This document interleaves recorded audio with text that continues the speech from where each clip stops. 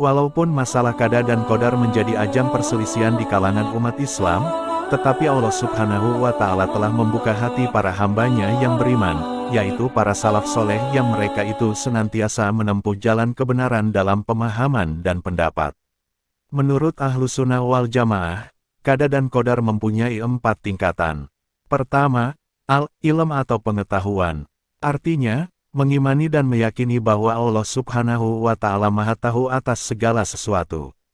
Dia mengetahui apa yang ada di langit dan di bumi, secara umum maupun terperinci, baik itu termasuk perbuatannya sendiri atau perbuatan makhluknya. Tak ada sesuatu pun yang tersembunyi baginya. Kedua, al-kitabah atau penulisan. Artinya, mengimani bahwa Allah Subhanahu wa Ta'ala telah menuliskan ketetapan segala sesuatu dalam Lauh Mahfuz. Kedua tingkatan ini sama-sama dijelaskan oleh Allah Subhanahu wa Ta'ala dalam firman-Nya yang artinya, apakah kamu tidak mengetahui bahwa sesungguhnya Allah mengetahui apa saja yang ada di langit dan di bumi, bahwasanya yang demikian itu terdapat dalam sebuah kitab Lauh Mahfuz, sesungguhnya yang demikian itu amat mudah bagi Allah. Quran Surat Al-Hajj ayat 70. Dalam ayat ini disebutkan lebih dahulu bahwa Allah Subhanahu wa Ta'ala mengetahui apa saja yang ada di langit dan di bumi, kemudian dikatakan bahwa yang demikian itu tertulis dalam sebuah kitab Lauh Mahfuz. Sebagaimana dijelaskan pula oleh Rasulullah Shallallahu alaihi wasallam dalam sabdanya, pertama kali tatkala Allah Subhanahu wa Ta'ala menciptakan kolam pena, Dia firmankan kepadanya, tulislah. Kolam itu berkata, ya Tuhanku, apakah yang hendak kutulis? Allah Subhanahu wa Ta'ala berfirman, tulislah apa saja yang akan terjadi. Maka seketika itu bergeraklah kolam itu menulis segala sesuatu yang akan terjadi hingga hari kiamat. Ketika Nabi Muhammad Shallallahu alaihi wasallam ditanya tentang apa yang hendak kita perbuat, apakah sudah ditetapkan atau tidak? Beliau menjawab, sudah ditetapkan.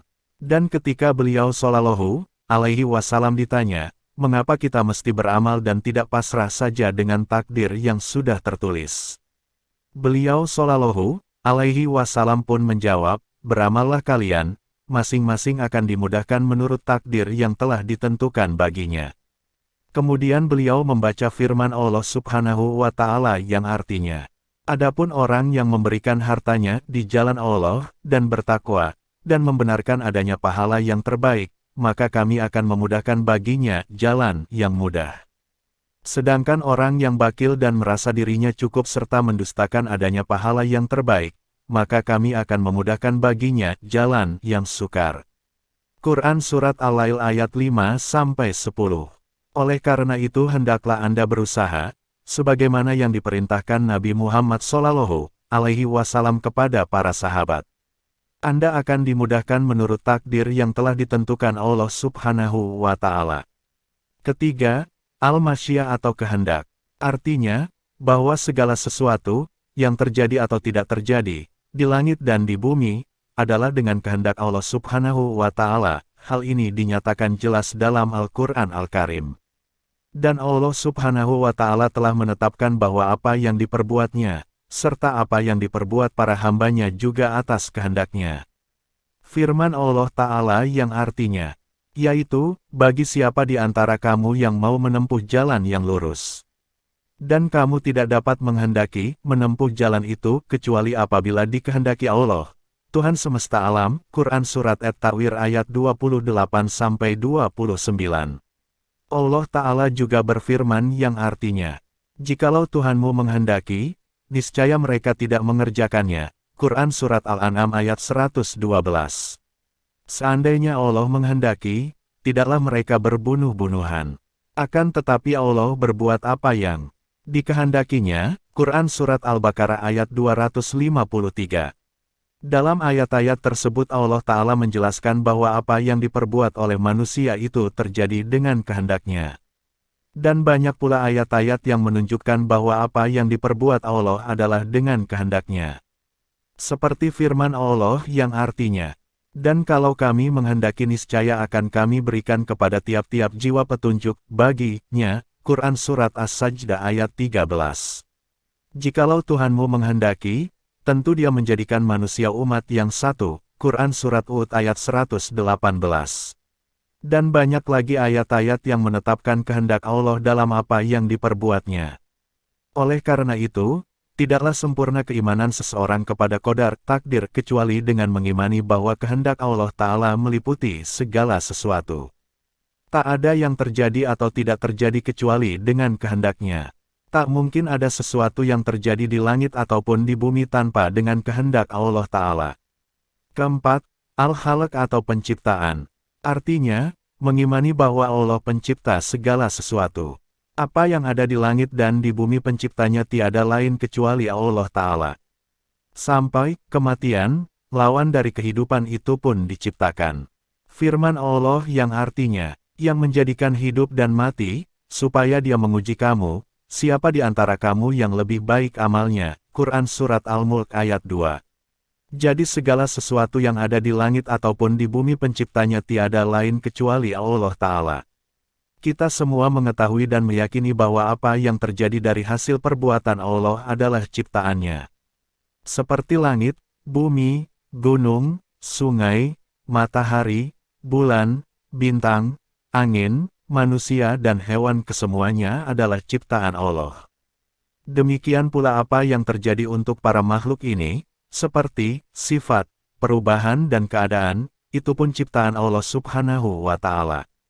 Akan tetapi mungkin saja ada orang yang merasa sulit memahami, bagaimana dapat dikatakan bahwa perbuatan dan perkataan yang kita lakukan dengan kehendak kita ini adalah ciptaan Allah Ta'ala.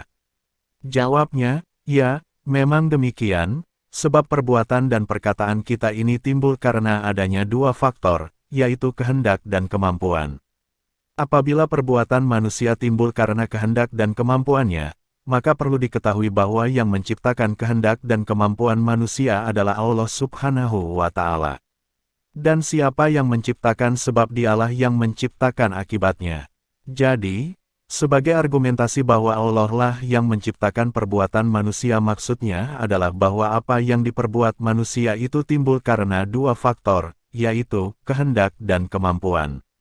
Andai kata tidak ada kehendak dan kemampuan, tentu manusia tidak akan berbuat, karena andai kata dia menghendaki, tetapi tidak mampu, tidak akan dia berbuat, begitu pula andai kata dia mampu, tetapi tidak menghendaki, tidak akan terjadi suatu perbuatan. Jika perbuatan manusia terjadi karena adanya kehendak yang mantap dan kemampuan yang sempurna, sedangkan yang menciptakan kehendak dan kemampuan tadi pada diri manusia adalah Allah Ta'ala, maka dengan ini dapat dikatakan bahwa yang menciptakan perbuatan manusia adalah Allah Ta'ala. Akan tetapi, pada hakikat manusialah yang berbuat, manusialah yang bersuci, yang melakukan salat, yang menunaikan zakat, yang berpuasa, yang melaksanakan ibadah haji dan umrah, yang berbuat kemaksiatan, yang berbuat ketaatan, hanya saja perbuatan ini ada dan terjadi dengan kehendak dan kemampuan yang diciptakan oleh Allah Ta'ala. Dan alhamdulillah hal ini sudah cukup jelas. Keempat tingkatan yang disebutkan tadi wajib kita tetapkan untuk Allah Ta'ala. Dan hal ini tidak bertentangan apabila kita katakan bahwa manusia sebagai pelaku perbuatan. Seperti halnya kita katakan, api membakar, padahal yang menjadikan api dapat membakar adalah Allah Ta'ala. Api tidak dapat membakar dengan sendirinya, sebab seandainya api dapat membakar dengan sendirinya, tentu ketika Nabi Ibrahim alaihissalam dilemparkan ke dalam api, akan terbakar hangus.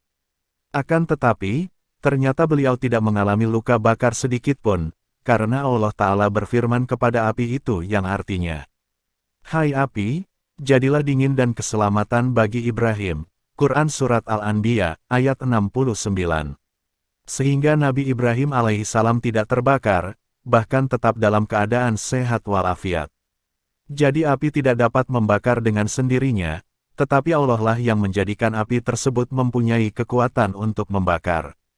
Kekuatan api untuk membakar adalah sama dengan kehendak dan kemampuan pada diri manusia untuk berbuat, tidak ada bedanya. Hanya saja, karena manusia mempunyai kehendak, perasaan, pilihan dan tindakan, maka secara hukum yang dinyatakan sebagai pelaku tindakan adalah manusia. Dia akan mendapat balasan sesuai dengan apa yang diperbuatnya, karena dia berbuat menurut kehendak dan kemauannya sendiri. Semoga solawat dan salam selalu terlimpah atas hamba Rasul-Nya, Muhammad, keluarga, beserta para sahabatnya.